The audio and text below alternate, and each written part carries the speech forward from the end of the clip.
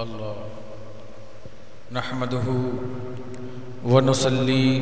ونسلم علی رسول الکریم اما بعد فاعوذ باللہ من الشیطان الرجیم بسم اللہ الرحمن الرحیم ان اللہ وملائکتہ یصلون علی النبی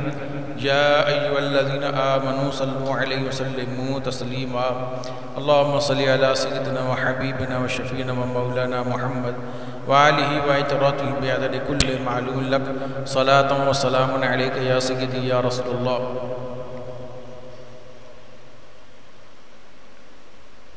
مکتوب نمبر 206 جلد اول جو مولانا عبدالغفور سمرقندی رحمۃ اللہ علیہ لکھا،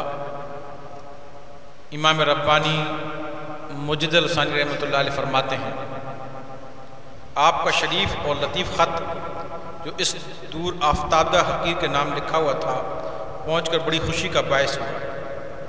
جزاکم اللہ عنا خیر الجزاء، اللہ تعالیٰ آپ کو ہماری طرف سے جزائے خیر عطا فرمائے۔ اس شخص نے خط لکھا تھا، آپ کو ملا، آپ نے خوشی کا اظہار کیا اور دعا کی کہ اللہ تمہیں جزائے خیر عطا فرمائے۔ فرماتے ہیں اے بھائی، آدمی کو چرب اور لذیذ کھانوں اور نفیس اور دیدہ زیب کپڑوں کے لیے دنیا میں نہیں لائے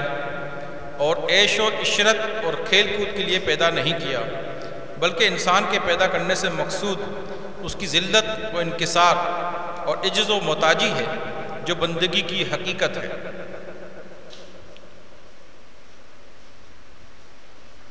آپ رحمۃ اللہ علیہ فرماتے ہیں کہ دنیا میں زیادہ تر لوگ جو ہیں ان کی سوچ لذیذ کھانوں، یہ باہر جو کھڑے ہیں بولا بیان سنے بیان، چرب اور لذیذ کھانوں میں انسان بہت مشغول رہتا ہے اور زیادہ نفیس کپڑوں کے چکر میں رنگ بھڑکیلے کپڑے، اعلیٰ سے اعلیٰ کپڑے پہننا چاہتا ہے، اچھے کھانے کھانا چاہتا ہے، اور عیش و عشرت جو نفس کے مزے ہیں جس میں عیش ہے اور وہی کام کرنا چاہتا ہے، اور کھیل کود، یہ فائنل یہ سیمی فائنل، یہ کھیل کود میں بس مزہ اپنا وقت برباد کرتا ہے۔ آپ رحمۃ اللہ علیہ 4 چیزیں بیان کر رہے ہیں، اعلیٰ اعلیٰ کھانے اور دیدہ زیب کپڑے اور یہ عیش و عشرت اور یہ کھیل کود، یہ دنیا کے اندر انسان انہی کے پیچھے بھاگ رہا ہے۔ آپ فرماتے ہیں انسان تجھے اللہ نے اس کے لیے نہیں پیدا کیا، بلکہ تیرا مقصود تو اللہ کی ذات، اللہ قرب ہے، اس کی عبادت کے لیے بنا، اور عبادت میں عاجزی و انکساری ہے۔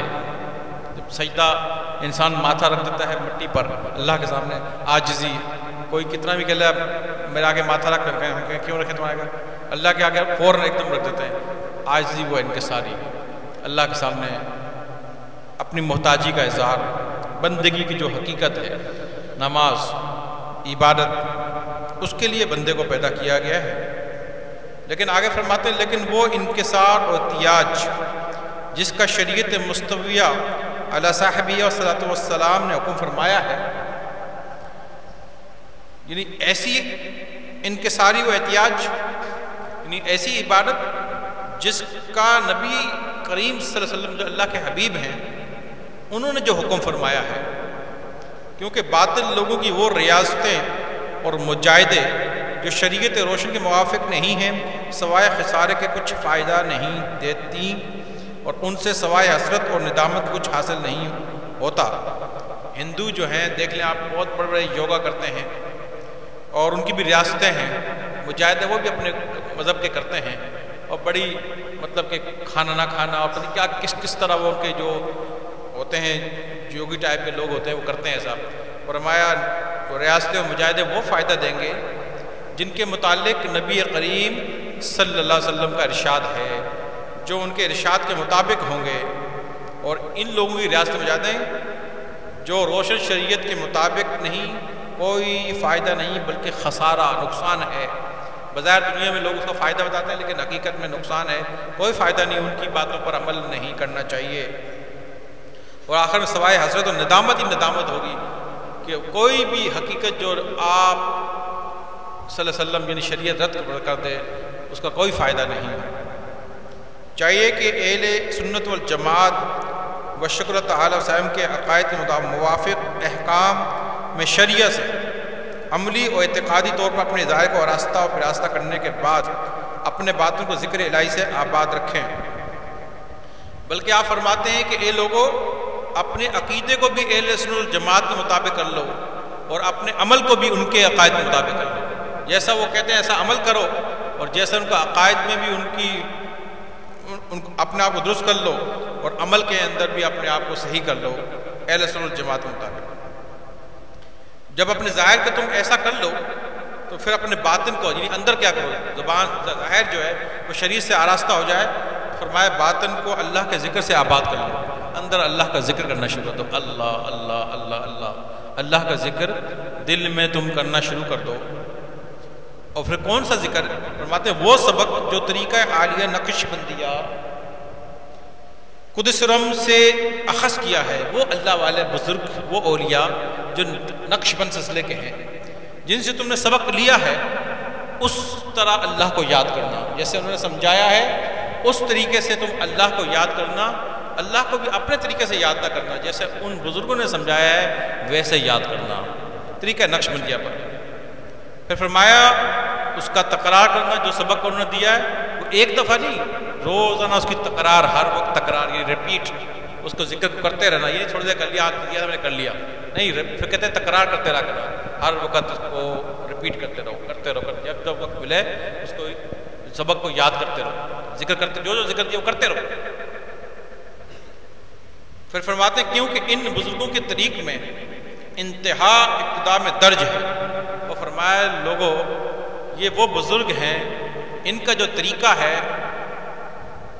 ان کی جو انتہا ہوتی ہے، جو اولیاء بزرگی کی جو انتہا ہوتی ہے، یہ وہ طریقہ ہے، وہ انتہا ابتدا میں درج ہے، جو مزہ انتہا میں آئے گا لوگوں کو آتا ہے، فرمایا اس طریقے میں جب تو ذکر کرے گا تجھے ابتدائی میں آنا شروع ہو جائے گا، یہ وہ طریقہ نقش بندیہ ہے۔ اس لیے دیکھ لو آپ لوگوں کو جو مزہ آتا ہے یہ بڑے بڑے اولیاؤں کو آتا ہے، جو بہت بڑے مقام اور مرتبے تک پہنچ جاتے ہیں، ان کو یہ کیفیت اور لذت محسوس ہوتی ہے جنہوں نے عبادتوں اور ریاستوں میں زندگی گزاری ہوتی ہے، لیکن یہ وہ سلسلہ نقش بندیہ ہے، فرمائے ان کی انتہا ان کی ابتدا میں درج ہے، جو مزہ ان کو انتہا میں آئے گا تجھے ابتدا میں آنا شروع ہو جائے گا، یہ وہ سلسلہ ہے۔ پھر آگے فرماتے ہیں اور ان کی نسبت سب نسبتوں سے اعلیٰ ہے، فرمایا یہ طریقہ نقش بندیہ والوں کی نسبت جو ہے جتنی بھی نسبتیں ہیں ان سب سے اعلیٰ ہے، کوتا اندیش ان باتوں کا یقین کریں یا نہ کریں، فرمایا وہ دیکھ رہے ہیں پتہ تھا کہ لوگ یقین نہیں کریں گے، اگر یہ بات میں نے نہیں کہ یہ مکتوب میں لکھی ہوئی ہے کہ ان کی نسبت سب نسبتوں سے اعلیٰ ہے، یہ بات آپ کسی دوسرے سلسلے والے کو کر دیں وہ کہے گا چلو اپنا کام، کیونکہ جس کے منہ میں جو آئے گا وہ ٹھیک ٹھاک تمہیں سنائے گا، کہے گا یہ وہ نہیں مانے گا، یہ نہیں قبول کرے گا، اس لیے وجہ صاحب نے یہاں کہہ دیا کہ یہ بات لکھنے کے بعد لکھ دی کوتا اندیش ان باتوں کا یقین کریں یا نہ کریں۔ ایسے لوگ جن کا ذہن چھوٹا ہے، ان کا دماغ چھوٹا ہے، جن کو یہ نشہ ملا ہی نہیں ہے، جن کو یہ مزہ حاصل ہی نہیں ہوا، ان کے متعلق فرما دیا کہ وہ کوتا لوگ ہیں، وہ اس باتوں کا یقین کر میری یہ بات کا جو انہوں نے لکھی ہے کہ ہماری نسبت سب نسبت سے اعلیٰ ہے، اور کیوں نہ اعلیٰ ہو کہ یہ صدیق اکبر رضی اللہ عنہ نسبت ہے، اگر صدیق اکبر رضی اللہ عنہ کوئی اعلیٰ ہے تو بتا دیں آپ، کوئی بعد از انبیاء کیوں اعلیٰ ہے؟ بعد از انبیاء ابو بکر صدیق رضی اللہ تعالیٰ کی ذات مبارکہ سے کوئی اعلیٰ ہے تو بتا دیں، جب ان سے اعلیٰ کوئی نہیں تو نسبت ان سے اعلیٰ کیسے ہوگی؟ جب شخصیت اعلیٰ ہے تو نسبت بھی اعلیٰ ہوگی، لازمی بات ہے، یہ اسی لیے کہ یہ نسبت ان سے ہے، اس لیے یہ سب نسبتوں سے اعلیٰ نسبت ہے۔ پھر آگے فرماتے ہیں کوتا اندیش ان باتوں کا یقین کریں یا نہ کریں۔ فقیر کا مقصود اپنا آپ کو کہتے ہیں فقیر، یعنی کہتے ہیں میرا مقصود دوستوں کو اپنے چاہنے والوں کو رغبت اور شوق دلانا ہے، جو میرے چاہنے والے ہیں جو اس سلسلے میں داخل ہو چکے ہیں، میرا مقصد تو ان لوگوں کو رغبت اور شوق دلانا ہے کہ بہت بڑا خزانے کی میں اطلاع دے رہا ہوں، کو سمجھانا ہے کہ ٹوٹ پڑو یہاں پر، یہ بہت بڑا خزانہ ہے حاصل کر لو، ان کو شوق دلانا ہے تاکہ شوق پیدا کریں، ان کے دل میں شوق پیدا ہو۔ پھر آگے فرماتے ہیں مخالف اس بیس سے خارج ہے، وہ لوگ اس زمانے میں لازم مخالفت کرتے ہوں گے اور آج بھی مکتوب 500 برس پہلے کا لکھا ہوا ہے کہ مخالف اس بیس سے خارج، جن لوگوں کو اس بات پر اختلاف ہے یا ہماری مخالفت کرتے ہیں، یا ہمارے طریقے سے اختلاف کرتے ہیں، یا ہمارے سلسلے سے اختلاف کرتے ہیں، یا کوئی اور ان کو مخالفت ہے، تو یہ باتیں اس کے لیے ہم کہہ ہی نہیں رہے. یہ تو اپنے چاہنے والوں کے لیے کہہ رہے ہیں جو سلسلے میں داخل ہیں اور جو محبت کرتے ہیں، جو بکر صدیق رضی اللہ عنہ محبت کرتے ہیں، جو نقشبند سلسلے میں محبت کرتے ہیں، جو سلسلے میں داخل ہو چکے ہیں، ان کو شوق و ذوق ہے ذکر کا، اللہ کی یاد کا. یہ باتیں تو ہم ان کے لیے کہہ رہے ہیں. اگر کسی مخالف کے کان میں یہ بات پہنچ جائے تو یہ بات ہم آپ کے لیے کہہ ہی نہیں رہے، آپ کیوں پریشان ہو گئے ہو. یہ تو ہم اپنے چاہنے والوں کے لیے کہہ رہے ہیں. مجھے صاحب فرماتے ہیں کہ یہ مخالف اس بیت سے خارج ہے، میں لکھ رہا ہوں اس سے خارج ہے، ان کے لیے بات نہیں کی جا رہی ہے، تو چاہنے والوں کے لیے بات کی جا رہی ہے.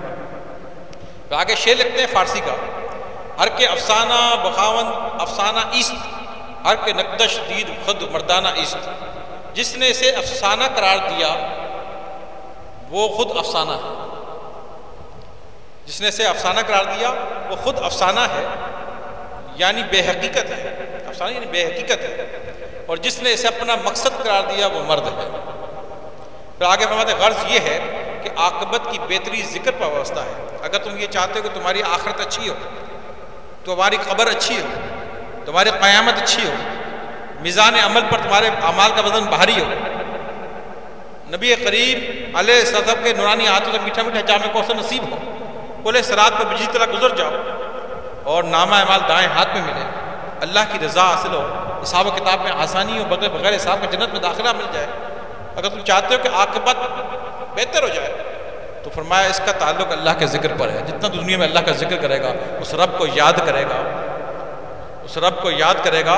اتنا تیری آخرت عاقبت بہتر ہو جائے گی. پھر آگے فرماتے ہیں قرآن مجید کی آیت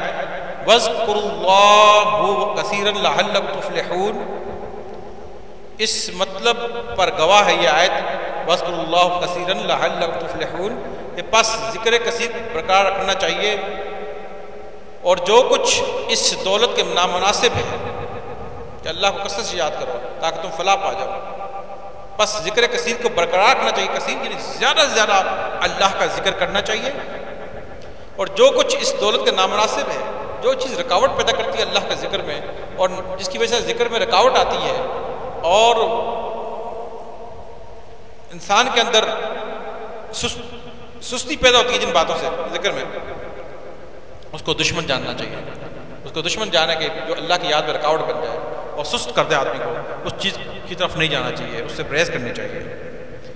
فرماتے ہیں نجات کا علاج یہی ہے. اگر تو نجات چاہتا ہے تو علاج اس کا یہ ہے کہ اللہ کا ذکر.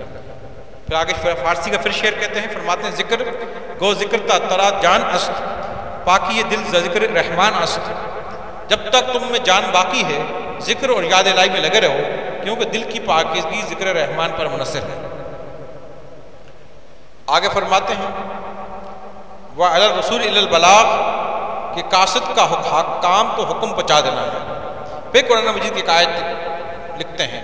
الا بذکر اللہ تطمئن القلوب. سن لو اللہ کے ذکر سے دل کو اطمینان حاصل ہوتا ہے. نسع قاطع یہ قرآن مجید کی آیت نسع قاطع سورہ راحت 12-13 میں الا بذکر اللہ تطمئن القلوب. یعنی دنیا میں جو لوگوں نے یہ قاعدہ اصول بنایا ہوا ہے کہ بھائی روح کی غذا موسیقی ہے،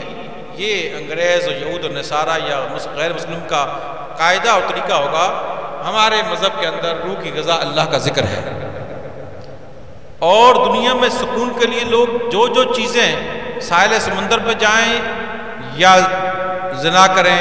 یا شراب پئیں یا کوئی اور نشے کی صورت اختیار کریں یا سیر و سپاٹے کریں یا اچھی اچھی غذائیں کھائیں یا کچھ بھی کر لیں، اللہ نے قلبی سکون کو، اس میں نفس کا مزہ تو ہوگا وقتی،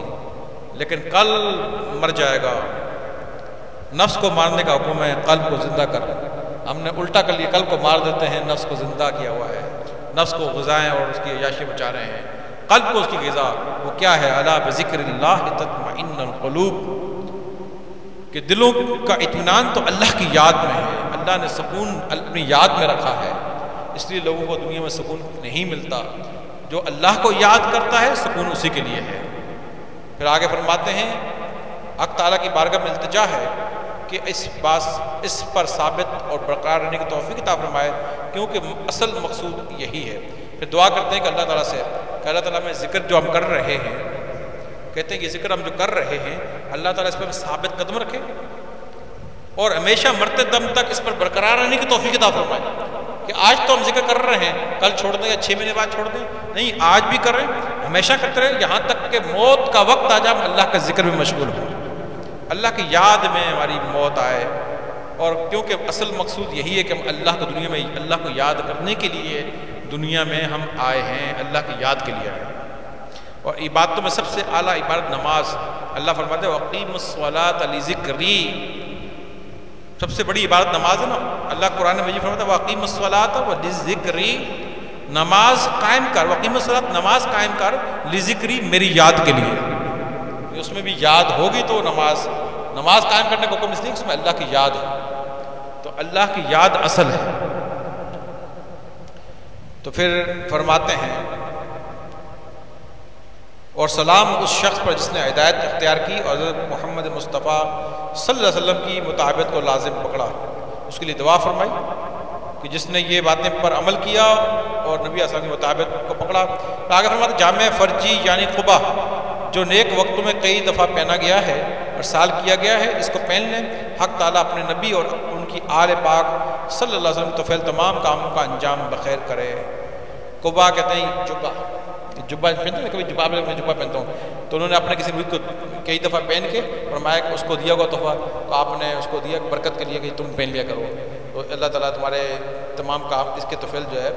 نبی اور تمام کام انجام بخیر ہو جائیں، وہ دعا دی۔ تو مرشد کا تبرکن کرتا یا جبہ پہننا یہ دینا اور پھر اس کو باوضو ہو کے پہننا چاہیے، خوشبو لگا کے پہننا چاہیے، بڑے احترام اور ادب کے ساتھ رکھنا چاہیے، بڑی برکتیں ہوتی ہیں اس میں اور اس کے توفیل بڑے کام انجام کو پہنچتے ہیں، اللہ تعالیٰ کی رضا حاصل ہوتی ہے، اور یہ ایسا کرنا بزرگوں کی سنت ہے، مبارکہ ہے۔ خصوصاً اس بات سے پتہ لگا کہ مجد الثانی رحمۃ اللہ علیہ بھی ایسا کیا کرتے تھے، اپنی پہنی چیز اپنے مریدوں کو خلفاء کو عطا کیا کرتے تھے۔ ہم سب یا اللہ تبارک و تعالیٰ سے دعا اللہ تعالیٰ سب کو ان باتوں پر عمل کرنے کی توفیق عطا فرمائے، آمین بجائے نبی المرسلین وآخر دعوانا الحمدللہ رب العالمین۔ پیارے پیارے مردین محبین، آج یہ آخری جمعہ تھا جو ہم نے اس محفل مبارکہ کے اندر اس آستانے میں ہوا۔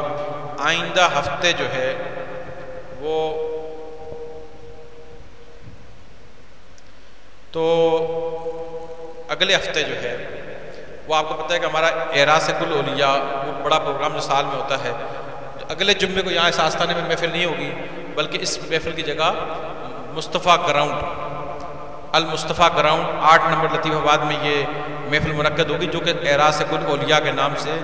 بالخصوص امام ربانی مجد الثانی شیخ الفاروقی سرہندی رحمۃ اللہ علیہ۔ تو یہ تمام ولیوں کو عرس منایا جا رہا ہے، اس میں ٹھیک ٹھاک کا خرچہ ہو رہا ہے۔ اب آپ نے جوش و خروش کے ساتھ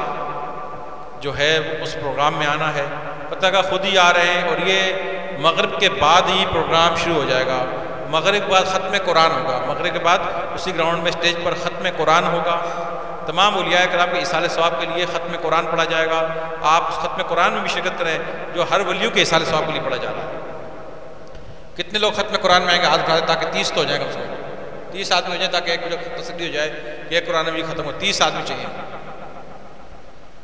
30 آدمی ہونا چاہیے ابھی تک۔ مغرب بعد آ کے ختم قرآن کا، عشاء سے پہلے ختم قرآن کریں گے۔ کتنے ہوئی ہے؟ 6 7 8 9 10 11 12 20 ہو گئے، 10 بھی کم ہے۔ ختم قرآن شریف ختم، اور بھی بھائی ہاتھ اٹھا دو، یہ جو نا یہ 20 ہوئے ہیں بھائی، 20 ایک پارہ پڑھنا ہے۔ زیادہ 30 آدمی ہوں گے تو ایک آدھے گھنٹے میں ختم ہو جائے گا، ایک پارہ پڑھنا ہے۔ 30 آدمی چاہیے، دوبارہ آدھا پڑھیں۔ تمام ولیوں کے ایصال ثواب کے لیے قرآن ایک سے پارہ بھی نہیں پڑھ سکتے تم لوگ، کتنے ہو گئے؟ تو بار بھی کھڑا ہے، نہیں 2 3 بار بھی ہیں، 3 بار جو 22 ہوئے ہیں، 8 کم ہو گئے،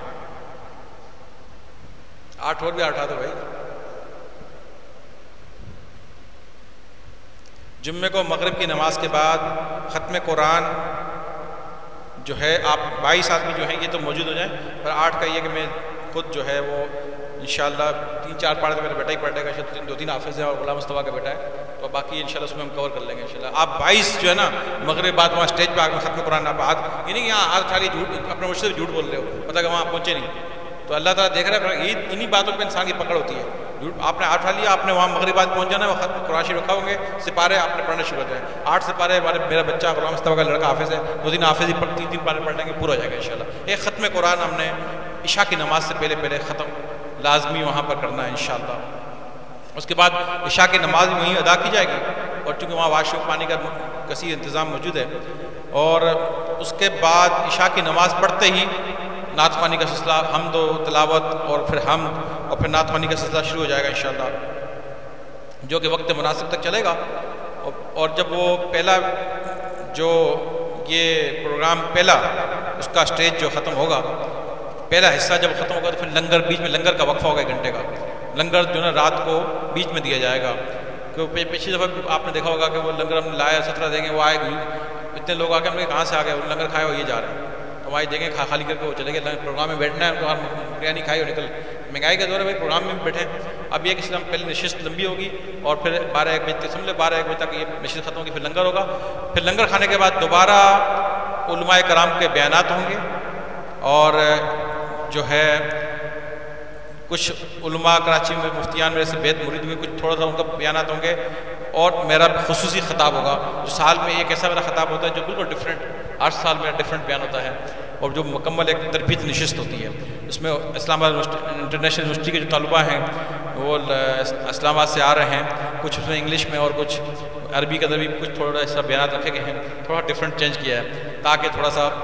کیونکہ نیٹ کے اندر بھی ہمارے دنیا میں یہ جاتا ہے تو باہر کے لوگوں بھی اس سے مستفیض ہوں، اور ان کی حوصلہ افزائی بھی انہوں نے یہ تعلیم حاصل کی ہے الحمدللہ۔ جتنے لوگ بیانات کریں گے تلاوت سے لے کر الف سے لے کر یہ تک، وہ سارے میرے مرید ہوں گے، باہر سب کسی کو نہیں بلاتے کہ اس میں ایک آدمی ایسا بھی ہو کہ بڑا اچھا بولتا ہے یا کہ مرید میرا نہ ہو، ایسا نہیں ہوگا۔ جو بھی آدمی تمہیں وہاں پر بولتا ہوا بیان کرتا ہوا نظر آئے گا وہ میرا مرید و خلیفہ ہی ہوگا، بس اس کے علاوہ کوئی باہر سے کسی مولانا کو نہیں بلاتا ہے، میرا خطاب ہوگا۔ اور پھر یہ جب بیانات کے بعد پھر کم از کم 100 کے قریب خلافتیں تقسیم کی جائیں گی، تو جن جن لوگوں کا ارشاد خط میں نام ہے وہ وہاں پر موجود رہیں۔ اس وقت آخر میں سحر کے وقت یہ خلافتیں تقسیم کی جائیں گی، جو کہ فجر کی نماز سے پہلے ہم نے اس کو مکمل کرنا ہے، اور فجر کی نماز سے گھنٹہ آدھا گھنٹہ ایک پہلے پھر انشاءاللہ خصوصی دعا، درود و سلام اور خصوصی دعا انشاءاللہ کی جائے گی، اور خصوصی دعا پر